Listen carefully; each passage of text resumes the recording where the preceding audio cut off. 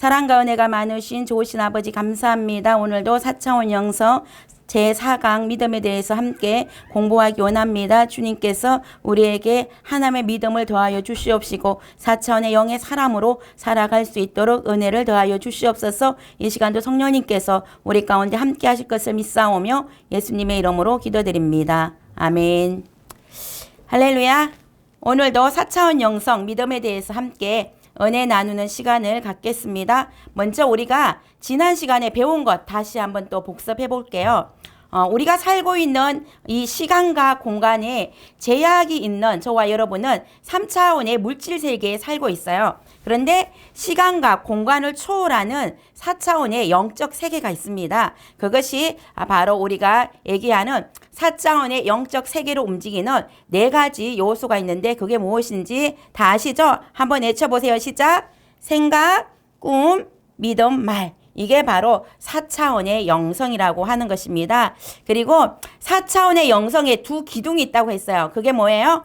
첫 번째, 말씀과 기도다. 4차원의 영성의 2 기둥은 말씀과 기도다. 그래서 우리가 말씀과 기도를 끊임없이 같이 할 때만이 그럴 때만이 우리는 4차원의 영의 사람으로 살아갈 수가 있어요. 그래서 여러분들이 매일매일 말씀 읽고 기도하고 큐티하고 지속적으로 반복할 때에 4차원의 영의 사람이 될 수 있는 걸 믿으시기 바랍니다. 2번째 시간에 우리는 생각에 대해서 공부를 했어요. 생각은 뭐예요?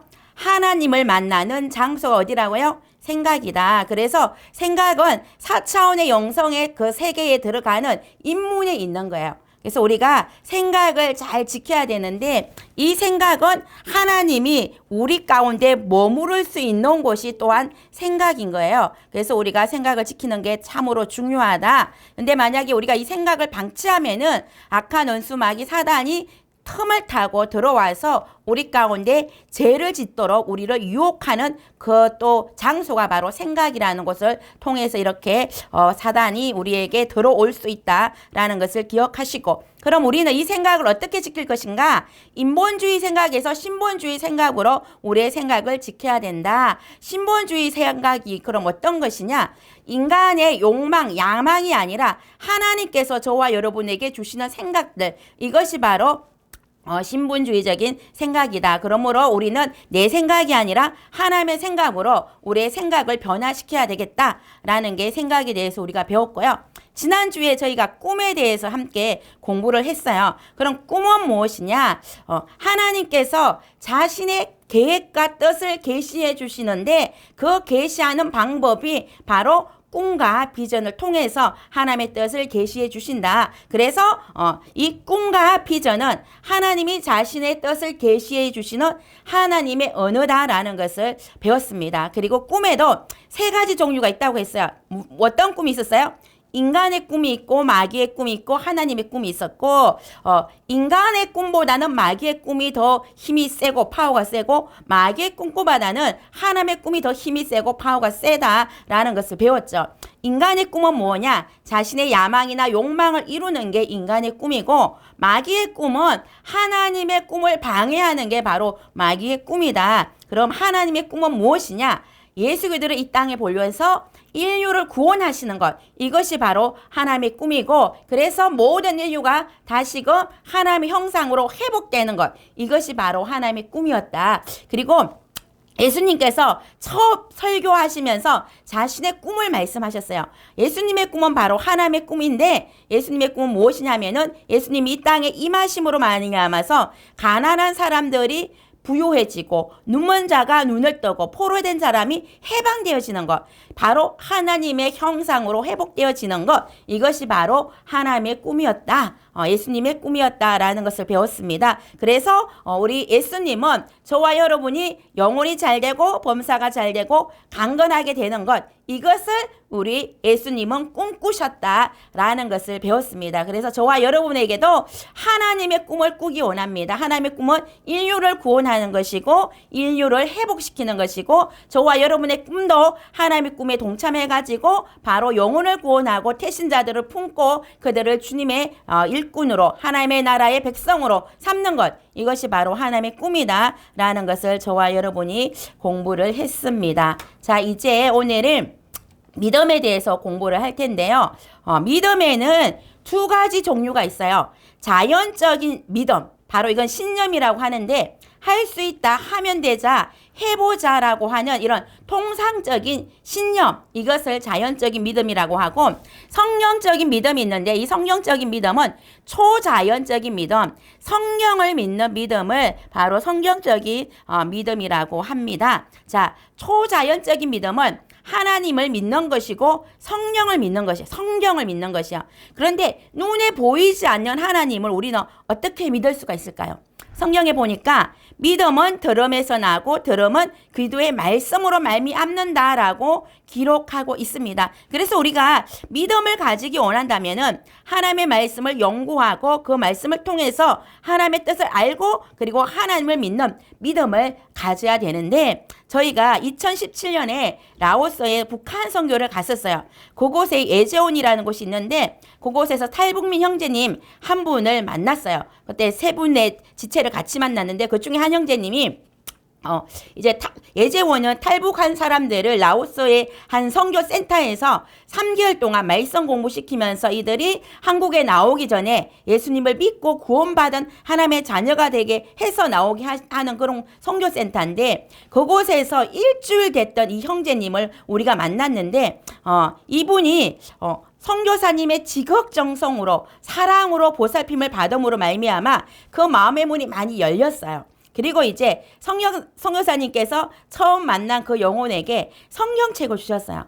그리고 성경 공부를 하자고 이제 성경 공부를 시켰는데 이분이 창세기 1장 1절을 봤어요. 태초에 하나님이 천지를 창조하시니라. 이 사람은 지금까지 북한에서는 성경책 보지도 못했었고, 성경책을 보는 것은 자기뿐 아니라 자기 가족이 다 멸절되고 사형당하는 거기 때문에 성경책 본다는 것은 생각조차 못한 것이고, 그것에서 성경책을 줬을 때에 이거 읽다가 내 가족이 다 죽는 거 아닌가라는 그런 두려움이 있는 거죠. 그런 가운데에서 이제 말씀을 가르쳤는데 처음 배우는 게 천지 창조예요. 지금까지 이분은 배웠던 것은 진화론만 배웠어요. 그런데 난생 처음으로 하나님이 천지 만물을 창조하셨다 그러고 또 나까지도 하나님이 창조하셨다는 이런 창조설을 배우니까 머리가 지끈지끈 아프다고, 도저히 자기는 이해할 수 없다라고 얘기를 하더라고요. 그리고 이제 우리 지체들이 예수님을 믿는다고 하면서 이제 그 형제님도 예수님 믿으라고 이렇게 전도를 했는데, 그럴 때 그 형제님이 하는 말이 당신들이 예수님을 눈으로 직접 봤냐라고 물어보더라고요. 이 사람은 누군가를, 하나님이라는 존재를 믿을 때에 직접 눈으로 봤으니까 믿을 것 아닌가라고 생각을 하는 거죠. 그런데 우리 지체들이 직접 눈으로 본 건 아니잖아요. 그래서 우리의 믿음, 우리가 어떻게 예수님을 믿게 됐는지 각자 이렇게 나름의 간증을 했었어요. 그때 이분이 한 말 중에 하나 인상 깊은 게 있는데 그것이 무엇이냐면은, 자기는 선교사님이 자기에게 너무나 큰 사랑을 베풀어 주시기 때문에 지금은 예수님이 안 믿어지는데 앞으로 믿어지게 되면은 그때 믿겠다고. 이게 완전 많이 이분은 마음이 확실하게 열린 거거든요. 지금 안 믿어지는데 앞으로 믿겠다고. 왜냐하면은 선교사님이 나한테 너무나 많은 사랑을 베풀어 주시기 때문에. 근데 이 사람이 말씀은, 믿음은 들음에서 난다 그러잖아요. 근데 믿음이 듣는다고 당장에 자연적으로 믿음이 생기는 게 아니에요. 그런데 이분이 선교사님을 통하여서 하나님의 그 끝없는 사랑을 삶을 통하여서 직접적으로 사랑을 체험하면서, 그리고 말씀을 계속적으로 듣고 읽고 묵상하고 배우고 나니까 3개월 뒤에 한국에 나왔는데 이분의 신앙이 굳건한 믿음의 신앙으로 변화되어서 나온 것을 저희가 볼 수가 있었습니다. 왜 그러냐? 그 선교센터에 있는 3개월 동안 아침에 일어나자마자 새벽 기도하고, 아침 먹고 또 성경 공부하고, 점심 먹고 말씀 암송하고, 저녁 먹으면 또 성경 통독하고, 3개월 동안 하루 종일 매일 하루에 3-4번 이상 말씀 공부하는 그런 시간을 보내다 오신 거예요. 그러니까 말씀을 계속 듣고 반복해서 읽고 반복해서 또 듣고 이렇게 하다 보니까 어느 순간 그 하나님이, 예수 그리스도가 마음 가운데 믿어지게 된 거죠. 그래서 하나님의 선물인 그 믿음을 이분이 받음으로 말미암아 한국에 나왔을 때는 굳건한 하나님의 사람이 되어서 나온 것을 볼 수가 있습니다. 그래서 저와 여러분도 우리가 믿음이 더욱더 성장하고 자라기를 원한다면은 계속적으로 하나님의 말씀을 묵상하고 읽고 연구함으로 말미암아 우리 가운데 초자연적인 믿음, 성경을 통하여서 다가오는 초자연적인 믿음을 저와 여러분이 다 누릴 수 있기를 주의 이름으로 축복을 드립니다. 자, 그 다음에 이제 우리가 자연적인 믿음 페이지 교재 79페이지에 있는데요. 자, 자연적인 믿음은 본능적인 믿음이고 이성적인 믿음을 말하고 있어요.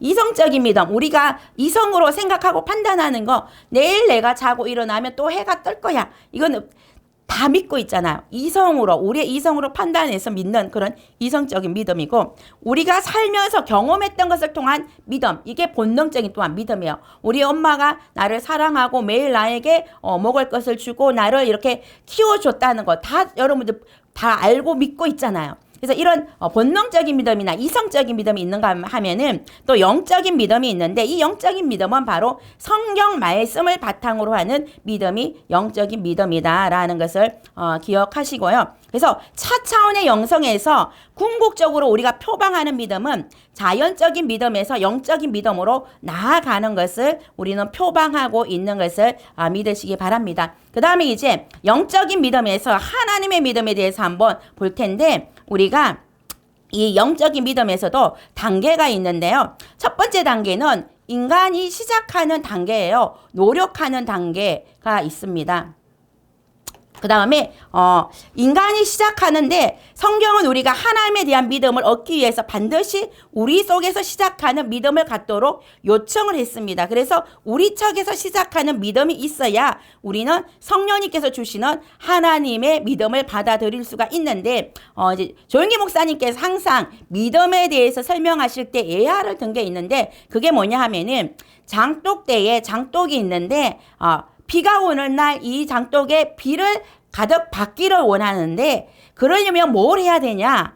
장독에 있는 그 대에 뚜껑을 열어야지만 비가 올 때 그 믿음을 받아들일 수 있는 거죠. 하나님의 은혜를. 그런데 우리가 장독대를 딱 닫아놓고 있으면 아무리 장독이 있어 할지라도 비가 그 속에 담길 수가 없는 거야. 그것처럼 우리가 영적인 믿음을 얻기 위해서는 우리는 우리의 마음의 문을 열어놓고 하나님께서 나에게 부어주실 그 믿음을 받아들일 준비, 자세를 취해야 된다라는 것입니다. 두 번째, 이제 성령님께서 주시는 믿음은 하나님의 성령께서 우리 마음을 열어주시고 믿음을 이제 주시는 그런 단계가 있습니다. 그래서 고넬료의 가정에 베드로가 설교할 때 하나님의 성령이 그들에게 임함으로 다 예수 그리스도를 믿고 침례를 받은 것처럼 하나님께서 강권적으로 믿음을 주실 때가 있습니다. 자, 그 다음에 세 번째, 성경적인 믿음입니다.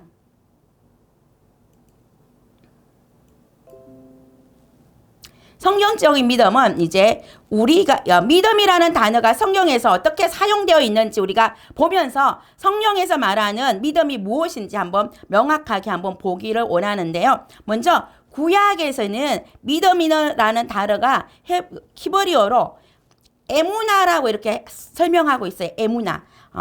이 에무나는 아멜이라는 말의 어근과 같은 단어인데, 이 에무나는 출애굽기 17장 17절에 사용되어 있는데, 우리가 출애굽기 17장 17절을 함께 읽어보겠습니다. 시작.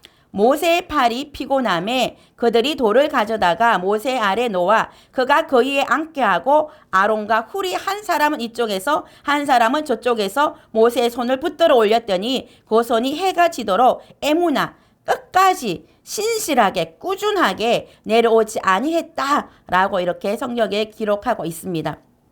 자, 여기서 보면은 이 말씀이 어디에서 나온 말씀이냐 하면은 이스라엘이 아말렉과의 전투에서 나오는 이야기예요.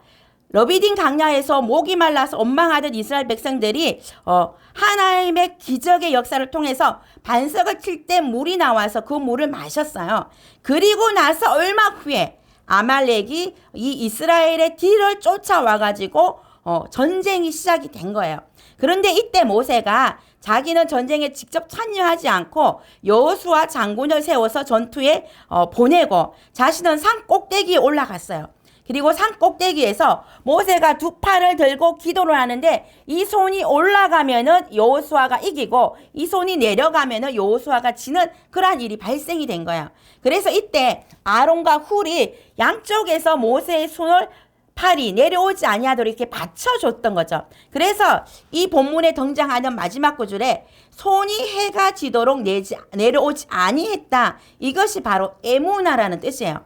이 에무나가 생략되어 있는데 그래서 이 에무나는 뜻이 뭐냐 하면은 꾸준하게, 신실하게, 끝까지라는 단어인데 이 단어를 넣어서 다시 한번 이 말씀을 읽어보면은 모세 팔이 해가 지도록 끝까지 내려오지 아니한지라 이렇게 읽을 수 있어요. 다시 한번 같이 읽어봅시다. 시작. 모세의 팔이 끝까지 모세의 손이 끝까지 해가 지도록 내려오지 아니한지라. 모세의 손이 끝까지 해가 지도록 내려오지 아니했다. 이것이 바로 구약 성경에서 말하는 믿음이라는 거예요.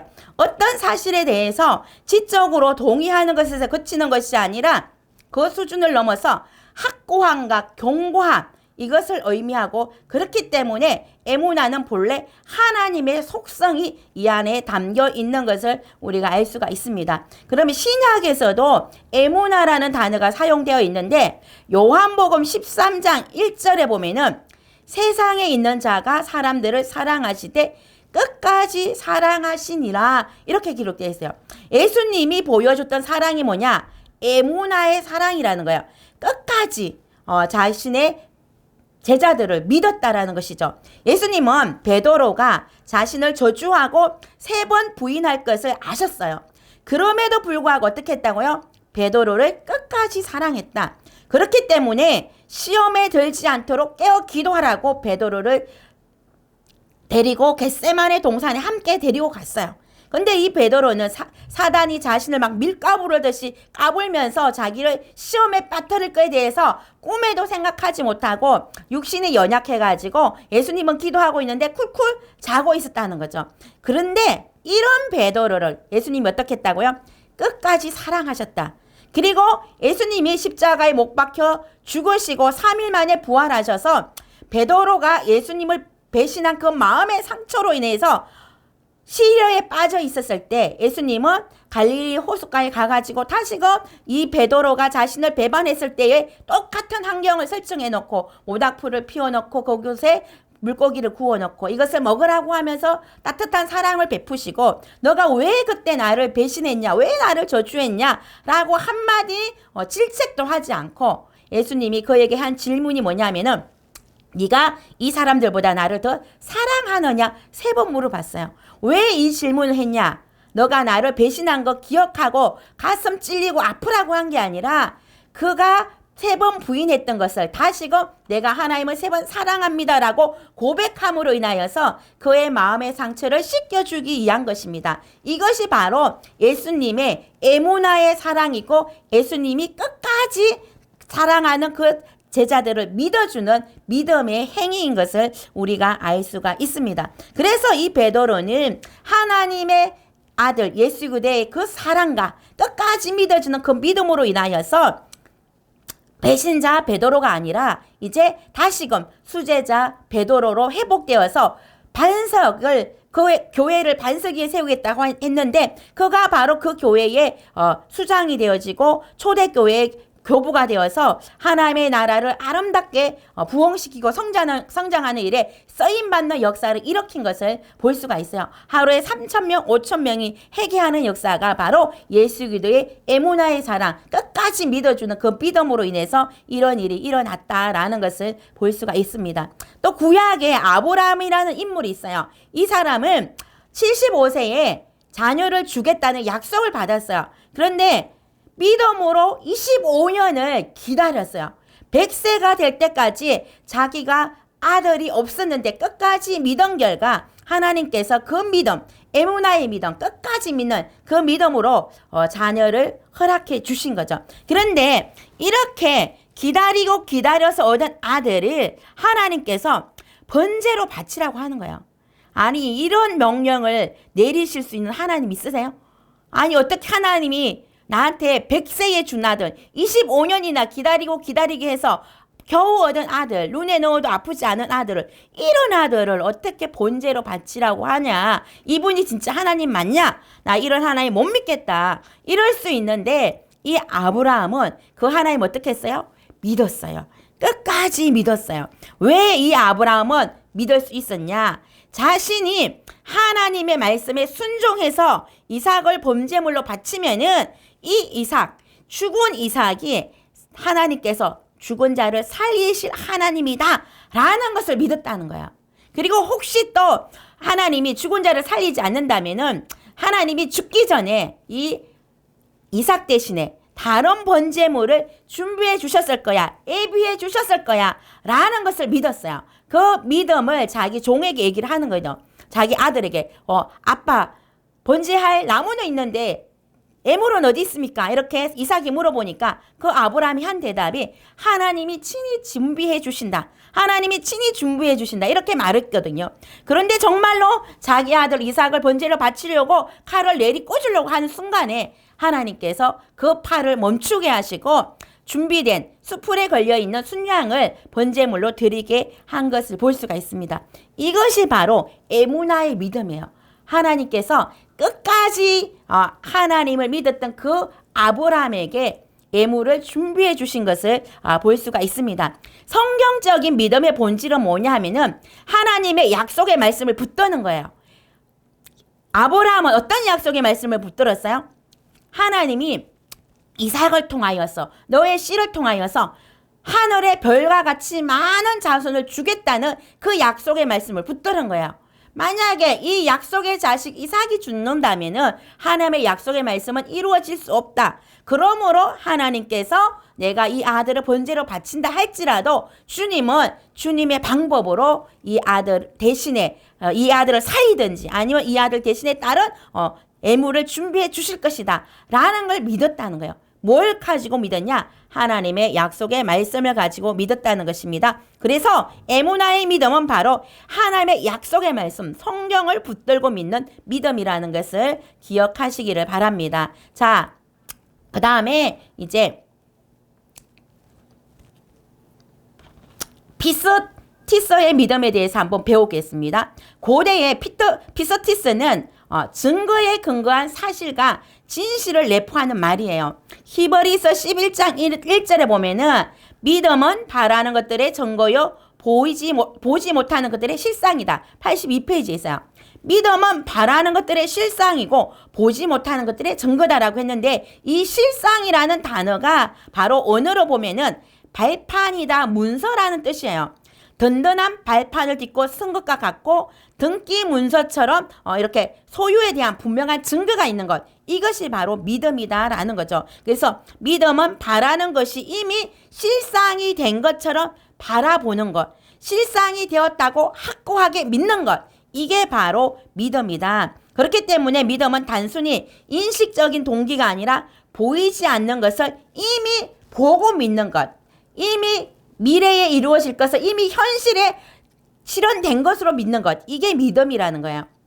그래서 이렇게 믿음은 지적 동의를 넘어서 하나님의 말씀을 행하는 또 실천하는 믿음이 바로 또 믿음인데 야고보서 2장 14절에 이렇게 말씀하고 있어요.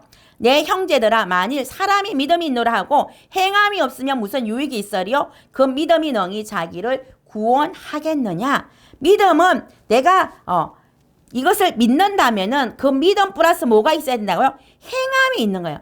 행함으로 살아내는 것. 하나님을 믿는 믿음의 사람들은 반드시 그 행함이 함께 가야 된다라는 것이고요. 그 다음에 오늘 고린도전서 4장 2절에 나와 있는 말씀. 그리고 맡은 자들에게 구할 것은 충성이니라. 여기서 말하는 충성이 피스티스예요. 믿음이고 충성이다. 그런데 이 피스티스는 군대에서 사용하는 용어예요. 군인들이 국가를 위해 내가 죽을 위험이 있다고 해도 도망치지 않는 것이 충성인 거야. 끝까지 국가의 명령을 이행하기 위해서 나는 죽음을 불사하겠다 하는 것, 이것이 충성이고 이것이 믿음이다. 그래서 피스티스는 예수님의 부르심이 때로는 내 생각하고 다른다 할지라도 그분의 생각을 닮아가고 그분의 생각 가운데, 그분의 명령 가운데, 그분의 꿈과 그분의 비전 가운데 내가 끝까지 충성하는 것. 이것이 바로 피스티스의 믿음인 것을 믿으시기를 바랍니다. 그 다음에 이제 믿음의 본질, 환경으로부터의 자유한 것이 바로 믿음의 본질인데 에모나나 피스티스가 어떤 조건이나 환경에도 불구하고 하나님에게 끝까지 충성하고 끝까지 신뢰하는 것이 바로 믿음이거든요. 그 신뢰를 한번 이제 마태복음 14장 30절에서 31절까지 우리가 한번 읽어볼게요. 같이 읽어볼게요. 시작. 바람을 보고 무서워 빠져가는지라 예수께서 즉시 손을 내밀어 그를 붙잡으시며 이르시되 믿음이 작은 자여 왜 의심하였느냐 하시고, 여기 보니까 예수님이 오병이어의 사건을 베푸셨어요. 많은 사람들에게 5,000명이나 넘는 사람들에게 먹을 것을 제공하고 12방주리가 남는 기적의 역사가 일어났어요. 이러한 현상이 나타나니까 많은 사람들이 이분이 우리가 기다리는 메시아다. 이분을 왕으로 추대하자. 이스라엘의 왕으로 추대해서 우리가 로마의 압제로부터 해방받자. 막 이런 왕 추대하고자 하는 그런 열기가 막 올라왔어요. 이때 예수님은 급히 이 자리를 피하기 위해서 제자들에게 빨리 강 건너로 가라라고 말씀하시고 본인은 홀로 산에 올라가서 기도를 하셨어요. 근데 제자들은 갈릴리 호수에 대한 전문가고 배에 대한 전문가인데 갑자기 큰 풍랑이 이니까 어찌할 바를 몰라갖고 무서워하고 두려워하고 있어요. 그때 예수님께서 저 멀리에서 물 위를 저벅저벅 걸어오고 있는 거예요.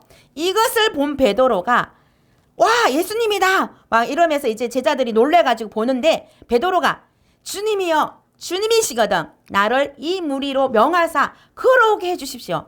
베드로는 수제자답게 예수님이 바다 위를 걷는다면, 호수 위를 걷는다면 나도 예수님처럼 호수 위를 걸을 수 있겠다라는 믿음이 생긴 거죠.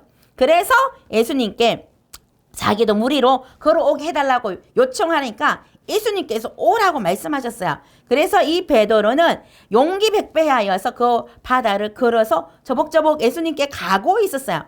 그런데 갑자기 뭘 보게 됐어요? 파도를 보게 된 거예요. 파도를 보는 순간 이 베드로가 두려움이 엄습했고 그만 물에 빠져들고 마는 거죠. 그때 예수님께서 이 베드로에게 뭐라고 말씀하셨냐? 바람을 보고 무서워 빠져가는지라 이렇게 기록되었고, 그다음에 예수님에게 하신 말씀이 믿음이 적은 자여 왜 의심하느냐 이렇게 말씀하셨어요. 이 베드로가 뭘 봤기 때문에 의심하게 됐어요? 자신의 환경, 파도를 보게 된 거예요. 파도를 보니까, 환경을 보니까 이대하신 주님이 보이지 않는 거야.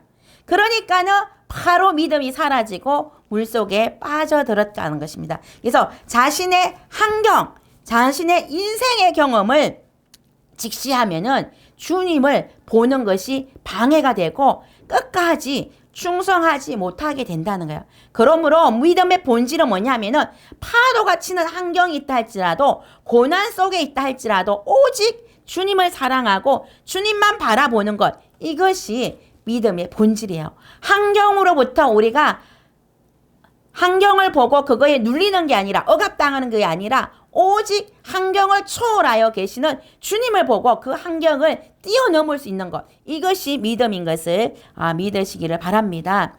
우리는 환경을 바라봐요.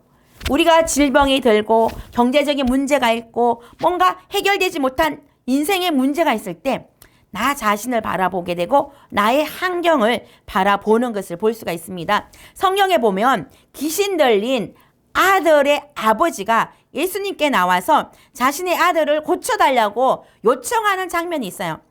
자신의 아들이 귀신 들려갖고 물에도 막 빠지고 불에도 들어가고 이렇게 해서 막 이 아이를 보살피는 게 너무너무 힘들고 지치고 정말 기진맥진할 정도죠. 그러니까 이제 이 예수님께 나와갖고 자신의 아들을 치유해달라고 간절히 요청했는데 예수님께서 내가 믿으면 나으리라고 말씀하셨어요. 너가 이 아들이 치유될 것을 믿는다면 너의 아들이 치유될 거다라고 말할 때 이 아들을 치유하길 원하는 간절한 마음이 있기 때문에 이 사람이 주여 내가 믿나이다 라고 했어요. 그런데 믿겠다고 고백을 했는데 정작 입술은 고백이 되는데 마음이 안 믿어지는 거예요. 그때 뭐라고 해요? 주님, 저의 믿음 없음을 불쌍히 여겨주세요. 자신의 믿음 없음을 불쌍히 여겨주시고 자신의 아들을 치유해 달라고 이렇게 기도하는 것을 볼 수가 있는데, 우리의 믿음도 그렇다는 거예요. 환경 바라보고 나의 처지를 바라보고 이럴 때 내 안에 믿음이 안 생겨. 도저히 나을 것 같지 않아요. 그러나 전능하신 하나님, 능치 못하신 주님을 바라볼 때에, 나를 바라보는 게 아니라 주님을 바라볼 때에 우리는 환경으로부터 자유할 수 있는 그러한 믿음을 공급받을 수 있는 것을 믿으시기 바랍니다. 내 환경, 내 능력을 바라보지 말고 능치 못하심이 없는 전능하신 하나님을 바라보시고 하나님 허락하시는 그 믿음을 저와 여러분이 소유할 수 있기를 주의 이름으로 축복을 드립니다. 그 다음에 우리가 또 이제 빌립의 믿음에 대해서 한번 살펴보기를 원하는데요. 믿음과 기적, 하나님의 방식으로 바라보기.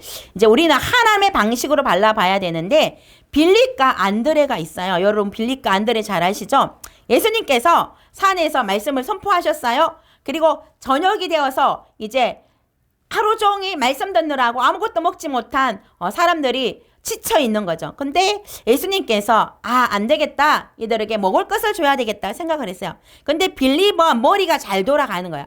이성적인 사람이요. 그래서 재빨리 제안을 내놨는데 빌립은 사고방식이 어떤 사고방식이냐? 빌립형 사고방식은 이성적이고 계산적이에요. 그래서 첫 번째 빌립이 생각한 건 지금 해가 저물었다. 어두컴컴하다. 두 번째, 여기는 마을과 거리가 너무 멀다. 그래서 뭘 사 먹을 수 있는 게 없다. 지금같이 배민이 있어서 주문할 수도 없고. 그래서 할 수 있는 가장 좋은 방법은 사람들이 직접 내려가서 자기 먹을 거 자기가 구하는 거. 각자 도생라고 이제 빌립은 결론을 내린 거야. 하나님, 돈이 이렇게 많이 들고 이거 도저히 불가하니까 예수님 각자 알아서 먹는 거 해결하게 합시다. 라고 이렇게 제안을 했다면은 안드레는 어떤 사람이냐? 안드레의 사고방식은 비이성적이요. 그리고 비계산적이에요. 그래서 이것저것 따지지 않고 하나님이 명령한 것만 귀에 들어오는 거예요.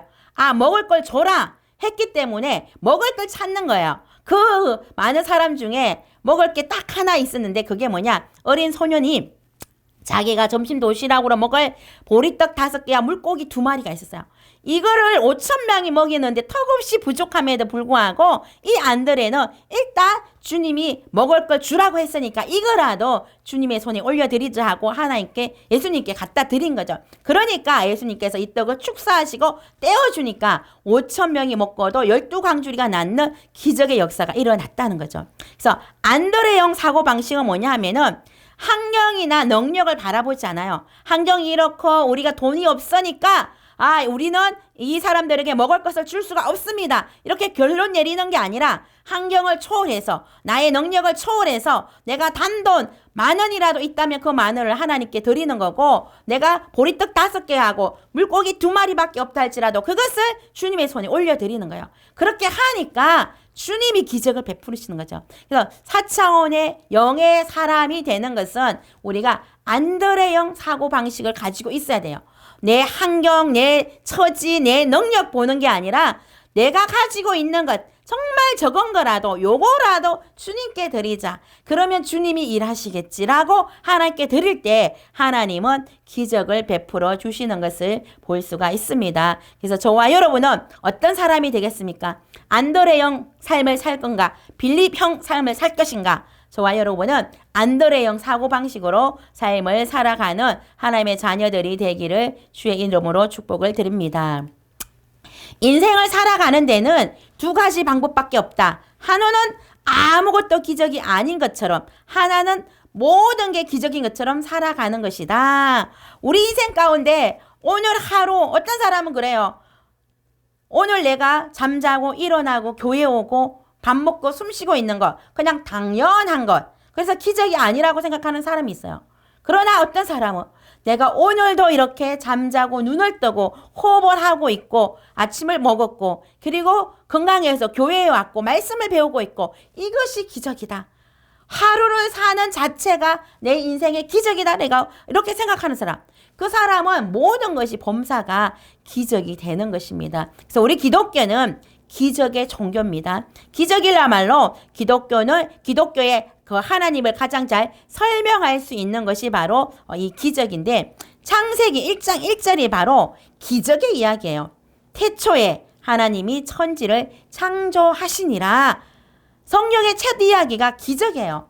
흑암이 공허하고 혼돈한 이 우주 가운데 하나님께서 새로운 질서를 만드시고 빛이 있으라 하시니까 빛이 생기고, 무에서 유가 창조되어지고, 인간이 살 수 있는 모든 환경을 다 만드시고, 마지막에 우리 인간을 손으로 흙으로 빚을 써서 만드시고, 그 코에 생명을 부어주시고, 그래서 인간이 이 땅 가운데 살 수 있게 하신 것, 이 모든 것이 다 무에서 유를 창조하신 하나님의 기적의 역사인 것을 믿으시기 바랍니다. 성경에 창세기 18장 11절에 보면은 아브라함과 사라는 나이가 많아 늙었고 사라에게는 여성의 선리가 끊어졌는지라, 이렇게 기록되어 있어요. 아브라함이 75세에 자녀 약속 받았잖아요. 25년을 기다렸어요. 근데 25년 동안 아무런 기적의 역사가 없었어요. 그러면 포기할 만도 한데 또 그의 아내는 생리까지 끊어졌어요. 이제 임신할 수 있는 육체의 기능이 다 끊어졌어요. 이런 상태에서 하나님은 기적을 베풀어 주시는 거예요. 사라의 육체로는 잉태할 수 없는 환경이 되었지만 하나님께서는 굳이 사라가 생리가 끊어질 때까지, 두 부부의 나이가 많아서 자녀를 도대체 생산할 수 없는 그 나이가 될 때까지 하나님은 일부러 기다리신 거예요. 왜? 하나님은 하나님의 사역에 얼리는 무엇이냐? 무에서 유를 창조하시는 하나님이기 때문에, 기적을 창조하시는 하나님이기 때문에 기적을 일으킬 수 있는 그 환경이 될 때까지 아무 역사를 안 하시다가 이제 사라가 생리가 끊어지고 육체의 한계에 도달해서 도저히 출산할 수 없는 그 시점에 하나님께서는 이삭이라는 아들을 주신 것을 믿으시기 바랍니다. 그래서 인간적인 방법으로 사역을 이루어가는 것이 아니라 무로부터 기적을 만드시는 자신을 증명하시는 그런 하나님을 저와 여러분이 바라볼 수 있기를 바랍니다. 하나님 어떤 하나님이시라고요? 무로부터 유를 창조하시는 하나님이다. 아무것도 없을 때 그때 하나님께서 일하기 시작한다 라는 것을 기억하여 주시기를 바랍니다. 자, 그 다음에 믿음의 궁극적인 목적은 무엇이냐? 영혼 구원이다. 하나님의 사역인 무로부터 유의 기적을 만드는 것은, 그 믿는 것을 통해서 하나님이 이루고자 하는 것은 궁극적인 목적은 뭐냐? 영혼 구원이다.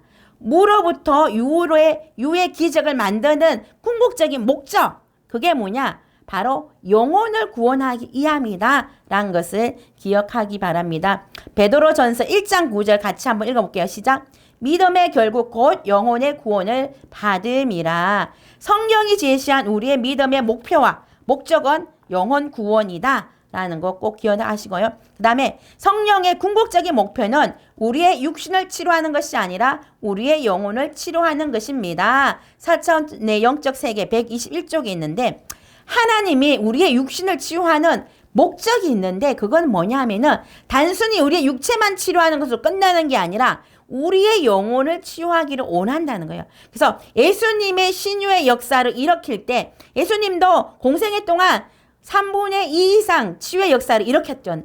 근데 그 치유의 역사를 일으키는 궁극적인 목적은 육체만 치유하는 게 아니라 그 영혼을 구원하기 원하는 그 목적하에 영혼을 치유해 준다는 거야. 그래서 순복음의 모든 기적은, 그리고 또한 믿음은 영혼을 구원하기 위한 하나님의 목적과 일치한다는 것을 기억하시기 바랍니다. 그리고 우리 조영기 목사님도 항상 우리의 소원이나 믿음 그리고 받은 말씀이 성경과 일치하는지 검토해 보라고 말씀하셨어요. 나의 소원이나 믿음이, 우리가 받은 말씀이 항상 성경과 일치하냐 라는 것들을 점검해 보라라고 말씀을 하고 계십니다.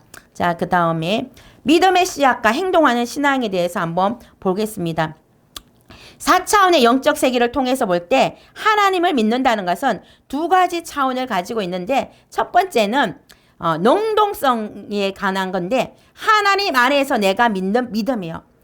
하나님을 믿는데 이 두 가지 믿음은 서로 분리할 수 없고 함께 묶어서 가야 돼요. 내가 하나님 안에서 내가 믿는 믿음, 또 하나님이 주시는 믿음, 이 두 가지는 분리할 수 없고 함께 묶어서 가는데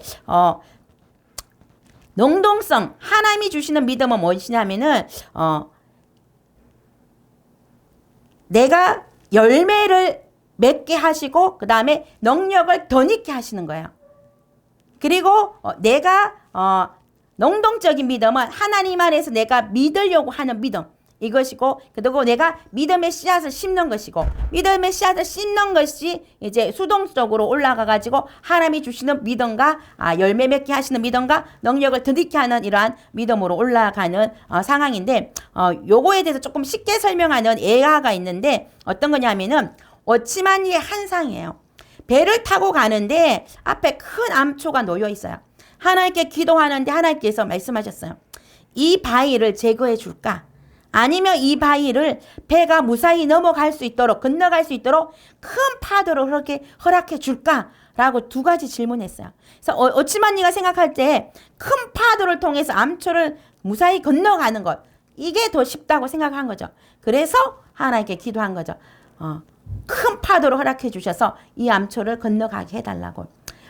우리는 인생에 암초가 있을 때 우리가 어찌할 수 없다고 생각하지만 하나님께서 함께 하시는 하나님의 믿음을 주시면은 큰 성령의 파도를 일으켜 주시면은 능히 그 암초를 넘어갈 수가 있다는 거예요. 그래서 하나님께서 우리에게 능력을 더해 주시면은 우리는 성령의 파도를 타고 큰 확신과 믿음으로 이렇게 이 문제를 해결할 수 있는 그러한 일들이 일어날 수가 있다는 것입니다. 이것이 바로 하나님이 주시는 믿음입니다. 베드로는 처음에는 자신의 믿음으로 무리를 건너려고 했어요. 베드로가 처음에 자신의 믿음으로 하나님이 예수님이 걷는 거 보니까 나도 그럴 수 있겠구나. 내 믿음으로 믿음의 씨앗을 심었죠. 그런데 파도를 보니까 무서워서 다시 물에 빠져나요. 내 믿음으로 시작하니까 이런 거야. 그런데 예수님께서 손을 밀어주시고 그의 손을 붙들어 주셔요. 그러니까 다시금 그에게 믿음과 확신이 와서 예수님과 손을 붙들고 배에 올라타는 것을 볼 수가 있습니다. 나의 믿음으로 시작하는 것은 적은 믿음일 수 있지만 하나님이 예수님이 주시는 믿음으로 시작하면은 그 믿음이 끝까지 이렇게 크게 능력을 덧입음으로 완성될 수 있다는 것을 믿으시기를 바랍니다. 우리가 믿음의 씨앗을 가지고만 있으면 아무 일도 일어나지 않습니다. 믿음의 씨앗을 행동으로 하나님께 심어야 싹이 나고 꽃이 피어 열매를 맺게 되는 것입니다. 믿음의 씨앗을 심으면 열매를 맺게 되는데 이것이 바로 세 번째 단계인 능력을 덧입는 것입니다. 믿음의 씨앗은 반드시 능력을 덧입는 단계로 나아가야 합니다. 다음은 이제 바라봄의 법칙에 대해서 함께 보겠습니다. 믿음의 대상, 내가 뭘 바라볼 것인가? 주대준 장로님께서 바라봄의 법칙, 바라봄의 기적이라는 책을 쓰셨는데 이분은 지리산 산골이라는 산청에서 태어났고 초등학교 시절에 부모님을 여의고 고아원에서 생활을 했어요. 그런데 대구에 올라와서 우산공장에서 허드렛 일을 했었고 또 소방서에서 사안으로 노력하고 일하다가 그의 마음 가운데 꿈을 품고 끊임없이 노력한 결과 청와대의 경호차장까지 지내게 되고 카이스트의 부총장으로 성공하는 사람이 되었다는 그러한 내용의 책이에요. 그래서 이처럼 꿈을 품고 바라볼 때 그 꿈이 이루어지고 성공하는 이야기, 이런 것은 세속적인 영역에서도 얼마든지 이루어질 수 있는 영역이에요. 그러면은 우리가 바라보는 바라봄의 법칙은 어떤 법칙이어야 되는가라는 것에 대해서 한번 보기를 원합니다. 우리는 바라봄의 법칙에 있어서 우선순위를 둬야 되는데 하나님께서는 아브라함에게 복을 주실 때 눈을 들어 동서남북을 바라보라고 말씀하시면서 보이는 땅을 너와 내 자손에게 주겠다고 약속했어요. 그렇다면 우리는 무엇을 바라보아야 할 것인가? 바로 우리는 예수님의 십자가를 바라봐야 되는 것입니다. 조영기 목사님도 17살의 소년의 시절에 폐병이 들어서 죽을 날만 바라보고 있었어요. 그런데 그때 누군가가 자기에게 전도를 했고 성경 말씀을 줬죠. 그리고 구약부터 보지 않고 신약부터 봤는데 신약에 보니까 끊임없이 병자를 치유하는 예수님의 사역들이 나와 있는 거예요. 그걸 통해서 이 조용기 목사님은 병을 짊어지고 가신 예수님을 바라봤어요. 아, 이 성경의 인물들도 이렇게 질병에서 치유를 받고 건강이 회복되었다면은 나의 질병도 나의 폐병도 치유될 것이다 라는 것을 바라보니까 십자가에서 우리의 죄의 짐을 다 짊어지신 그 예수님을 바라보니까 우리 조용기 목사님은 폐병에서 치유를 받게 되고 신학을 가게 되고 주의 종이 된 것을 볼 수가 있습니다. 그래서 이제 신학 졸업하고 또 돈이 없어서 남의 깨밭에 천막을 치고 교회를 개척했고 못 먹고 가난하는 그 시절 가운데 사람들에게 복음을 전할 때 당신 예수님 믿으면 천국 갑니다 라고 복음을 전했는데 그 사람들 반응이 이 땅이 지옥인데 여기가 지옥인데 내가 주워서 천국 가는 게 무슨 소용이 있냐. 이 땅에서 천국을 경험하기를 소망하는 그 바람을 본 거예요. 그래서 조용기 목사님이 선포하신 말씀이 사랑하는 자여 내 영혼이 잘된 같이 내가 범사에 잘되고 강건하기를 내가 간구하노라.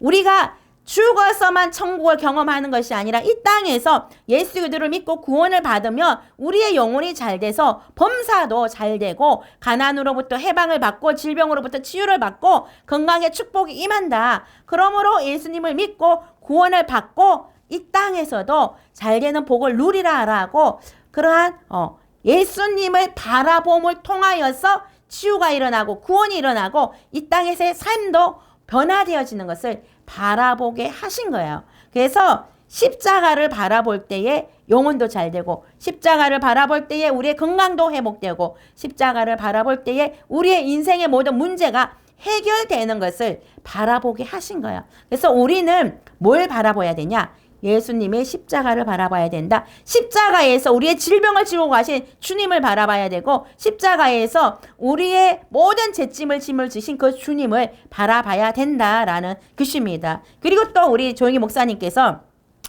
하나님께서 큰 교회를 세우고 그 다음에 은빛 날개를 타고 비행기를 타고 은빛 날개 비행기를 타고 세계 열방에 가서 복음을 전하는 꿈을 바라보게 하신 거예요. 자신의 상태, 지금 깨밭에서 천막치고 설교하고 있는데 무슨 비행기를 타고 열방을 향해 나아가냐. 자기 자신의 현실, 이거를 보면 나의 자아상을 보면 도저히 이루어질 수 없는 꿈이에요. 그런데 예수님의 십자가를 바라보고 예수님이 나와 함께 하시면 능히 하지 못할 일이 없다는 그 꿈을 바라보니까 우리 조용기 목사님은 강한 믿음이 생기고 그 믿음 가운데 여의도 수복음교회를 세우고 세계 최대의 교회를 세우고 많은 영혼들을 구원하는 그러한 꿈을 꾸게 되고 그 꿈을 이룬 것을 믿으시기 바랍니다. 그러므로 우리는 십자가에서 나의 자아상을 새롭게 해야 되는 거예요. 지금 나의 현실을 보면은 정말 여러 가지 부족하고 못난 것밖에 없지만 그러나 내 현실을 바라보지 말고 하나님께서 내가 하나님과 함께하고 예수님과 함께한다면 이 부족한 나도 능력 없는 나도 하나님께서 큰 능력으로 하나님의 일을 할 수 있는 사람으로 세워주실 것이다 라는 것을 바라볼 수 있기를 주님의 이름으로 축복을 드립니다. 그래서 우리는 뭘 바라봐야 되냐? 히브리서 12장 2절 같이 한번 읽어볼게요. 시작! 믿음의 주여 또 온전하게 하시는 이인 예수를 바라보자. 믿음의 주여 또한 온전하게 계신 예수님을 바라보자. 저와 여러분은 예수님을 바라볼 수 있기를 바랍니다. 여기서 바라보다는 말은 영어로 픽스예요. 고정한다는 뜻이에요. 우리의 영혼의 눈이 고정돼야 돼요. 뭐에? 예수님께. 나를 위해서 십자가에 못 박혀 죽으신 그 예수님께. 나의 죄를 청산해 주신 그 예수님께. 자기가 가난하게 되고 나를 부유하게 하시기를 원하시는 그 예수님께, 자기가 채찍에 맞음으로 나를 나음을 잊게 하시려는 그 예수님께 우리의 눈을 고정해야 된다. 그래서 우리가 그 예수님을 바라볼 때에 우리는 자연스럽게 하나님께서 주시는 그 믿음을 우리 마음 가운데 가지고 그 믿음 안에서 승리하는 삶을 살게 되는 것을 믿으시기 바랍니다. 삼위 하나님의 마음의 소원이 무엇인지 저와 여러분이 바라볼 수 있기를 바랍니다. 우리 조용기 목사님도 이 바라봄에 대해서 자신의 필요를 위한 바라봄도 하셨고 또 자기가 목양하는 영혼들의 삶의 필요를 위한 바라봄도 끊임없이 하셨고 또 하나님께 허락하신 인류 구원, 열방 구원이라는 복음 전도에 대한 바라봄도 하셨어요. 첫 번째, 자기의 필요를 위해서 제일 먼저 우리 조영희 목사님이 도전했던 게 자전거와 책상과 의자가 필요했어요. 복음을 전하려면 나의 필요지만 또 한편으로는 복음을 전하는 도구가 되는 거죠.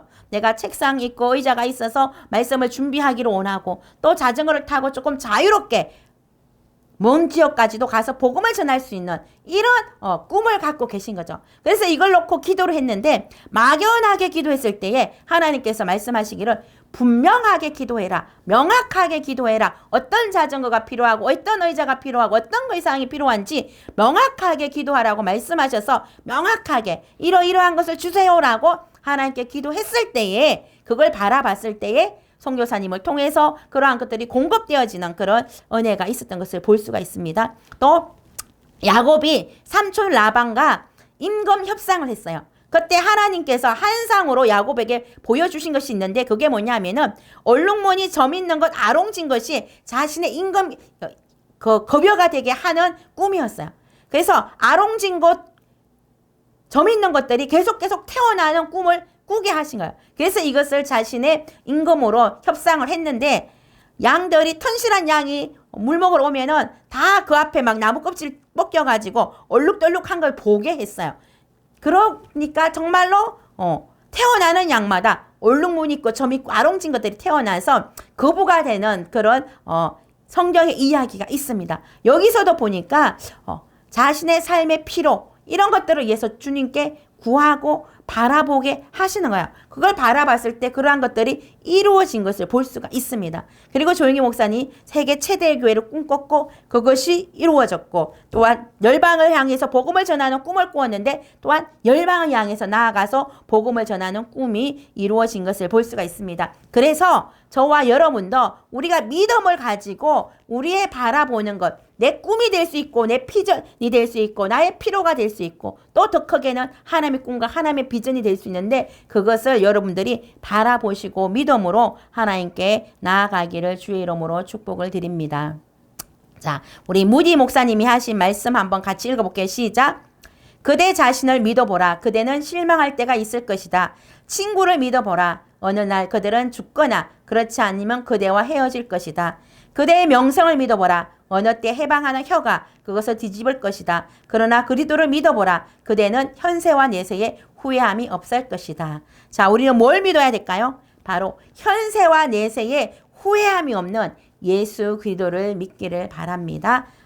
우리는 오늘 믿음에 대해서 함께 공부를 했습니다. 우리의 믿음이 바로 하나님을 바라보고 예수 그리스도를 바라보고 나의 학력이나 나의 능력을 바라보지 말고 하나님의 능력을 바라보고 나를 위하여 십자가에 못 박혀 죽으신 그 예수님을 바라봄으로 예수님이 나를 통해 이루실 일들을 바라볼 수 있기를 주의 이름으로 축복을 드립니다. 그래서 조영기 목사님이 큰 꿈을 꾸고 그 믿음 가운데 하나님께서 조영희 목사님을 사용하신 것처럼 저와 여러분도 능히 우리를 사용하실 것을 믿고 확신하고 나아갈 수 있기를 주의 이름으로 축복을 드립니다. 잠깐 기도드리겠습니다. 사랑과 은혜가 많으신 좋으신 아버지, 오늘 믿음에 대해서 함께 말씀을 나누었습니다. 아버지 하나님, 우리가 우리의 마음의 문을 열고 예수 그리스도를 받아들이고 예수 그리스도를 믿기를 원합니다. 또한 우리가 믿기 위해서는 주님의 말씀을 끊임없이 묵상하고 연구하고 이 말씀을 아버지 매일 반복하여서 듣기를 원합니다. 주의 말씀 안에서 성경이 주시는 믿음을 우리가 받게 도와주시고 또한 아버지 우리가 우리의 눈을 예수 그리스도께 고정하게 도와주시고 믿음의 주 온전케 하시는 야훼를 바라봄으로 말미암아 하나님이 우리의 삶 가운데 이루실 일들을 믿음으로 바라보고 나아갈 수 있게 도와주시옵소서. 나의 환경이나 처지나 나의 능력을 바라보는 것이 아니라 나와 함께 하시는 무한한 능력을 가지고 계시는 우리 야훼 하나님을 바라볼 수 있도록 은혜를 더하여 주시옵소서. 우리와 함께 하시는 주님께 감사드리며 예수님의 이름으로 기도드립니다. 아멘. 할렐루야. 이제 과제가 있는데요. 우리 다음 주에 이제 말에 대해서 언어에 대해서 배우면은 4차원 영성 강의는 끝이 나는데 이번 5주까지 4주까지 공부한 거에 대해서 일단 간정문을 쓸게요. 금요일까지 조장님들에게 여러분들이 4차원 영성을 통해서 도전받고 은혜 받은 거에 대해서 간증을 쓰셔서 내주시기 바라고요. 그 다음에 이제 우리가 잠시 후 10분 후에 조별 모임을 할 텐데 온라인으로 강의 들으신 분들은 이 방에 남아 계시면은 온라인에서 함께 조별 모임을 하겠습니다. 10분 후에 조모임 하겠습니다. 오늘도 수고하셨고요. 그리고 말씀 읽고 기도하고 큐티하는 거 꾸준히 잘 할 수 있기를 축복합니다. 네, 승리하셨습니다. 하나님께 영광의 박수 돌립니다.